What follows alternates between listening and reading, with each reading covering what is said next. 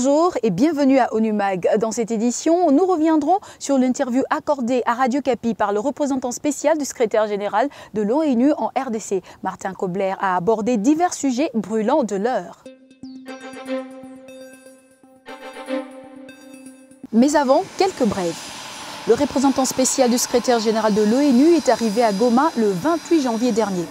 Au menu de sa visite, les opérations contre les FDLR. Aujourd'hui, j'ai compté mon 45e visite à Goma, c'est mon deuxième domicile ici. C'est maintenant très important, après avoir résolu la crise sur la loi électorale à Kinshasa et dans le pays, maintenant de se focuser, de se concentrer sur le plan militaire encore. On a les FDLR qui sont ici, les combats n'ont pas encore commencé. Je suis ici pour parler avec le commandant de la force, mais aussi mes collègues civils, les humanitaires, pour avancer alors la coordination aussi avec les FRDC. Du reste, à la conférence de presse de l'ONU, le représentant spécial est revenu sur cette question des rebelles Hutus des FDLR. Il a averti que les opérations contre ces derniers ne seront pas aussi simples que celles menées contre les M23. Ce seront les opérations qui seront menées par les FRDC avec le soutien de la MONUSCO. Les planifications conjointes sont là et on est prêt de réagir. Mais aussi, je voudrais réduire un peu les attentes. Ça ne sera pas comme le combat ici, vous à Goma le savez très bien, contre les M23. Ça serait plus dur, ça serait plus long. C'est d'un autre combat. Mais ça va commencer. Avant de nous quitter, comme je le disais tantôt, au cours de son séjour nord-kivusien, Martin Kobler a été l'invité de Radio Capi. Beaucoup de sujets d'actualité ont été abordés par le patron de la MONUSCO, dont la traque des FDLR, celle contre les ADF Nalu, le climat politique. Des extraits de cette interview au cours de laquelle il est d'abord revenu sur sa récente intervention au cours du Conseil de sécurité de l'ONU à New York. On avait trois sujets. Premièrement, le briefing, les informations du chef de la section de maintien de la paix, Hervé Latsous, sur la revue stratégique. Comme vous savez, alors le Conseil de sécurité a demandé au secrétaire général de lui donner un rapport sur le futur de la MONUSCO dans le pays. Oui. Et comment réduire les troupes. Est-ce que c'est maintenant vraiment le temps de partir du pays? Le Conseil de sécurité a discuté ça. Moi, j'ai informé le Conseil de sécurité sur deux sujets.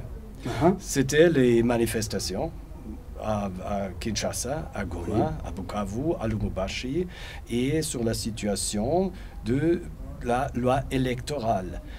Et aussi les violences sur le riz. Tout le monde était préoccupé par les événements à Kinshasa et les membres du Conseil de sécurité ont été très intéressés d'avoir un briefing sur ça et j'ai transmis les messages aussi au Conseil de sécurité comme aussi au Congo.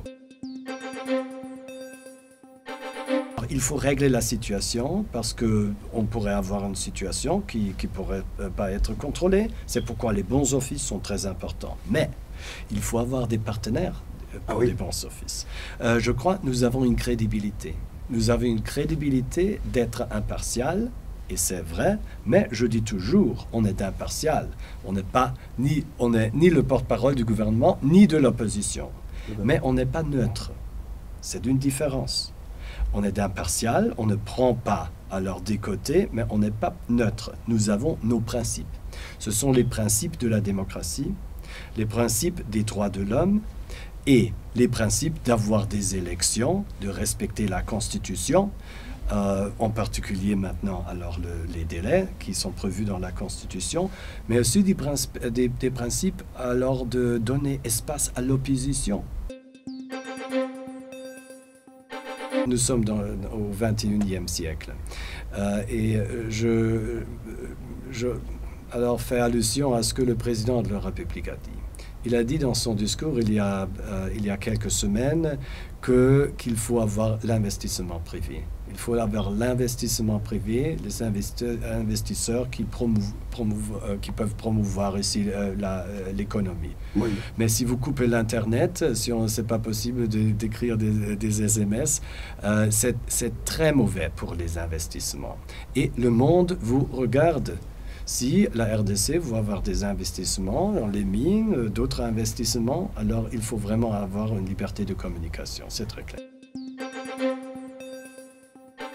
Il faut commencer parce que même si ça va durer, il faut commencer bientôt. Parce que tout le monde est impatient.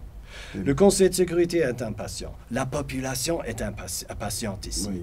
Je viens de la conférence de presse de Radio Capi tout à l'heure. Oui. Alors, les journalistes sont impatients. Ils communiquent le sentiment de la population. Je me déplace maintenant à Addis Abeba, après-demain, pour participer à la réunion du sommet de l'Union africaine. Je crois que c'est très important parce que tout le monde sera là, des Africains. Nous sommes là comme observateurs, mais c'est la chance de parler avec tous les interlocuteurs, avec tous nos partenaires, pas seulement les Congolais, aussi les autres qui sont dans le pays, parce que la SADC est impliquée, CRGL est impliqué, c'est maintenant les présidents, alors Zimbabwe et Luanda, l'Angola. J'aurai l'occasion d'informer le chef du CRGL, le président du CRGL, le ministre Chikoti. Nous avons eu un temps très très difficile à Beni autour des attaques terroristes parce que les ADF ils ont changé leur tactique. Mais maintenant, depuis le début de Umoja 1, 2, maintenant on est dans la phase conjointement avec les FRDC, dans la brousse, aux forêts vierges, pour les chasser. Il faut avoir la mentalité que la stabilité vaut mieux que l'instabilité. Tout le monde fait plus de business si vous avez la stabilité dans un pays. Si vous voyez Europe ou Afrique du Sud ou le Brésil, alors les gens ont vraiment remarqué. Alors, si on a la stabilité, tout le monde gagne. Tout le monde gagne pour le bénéfice du peuple.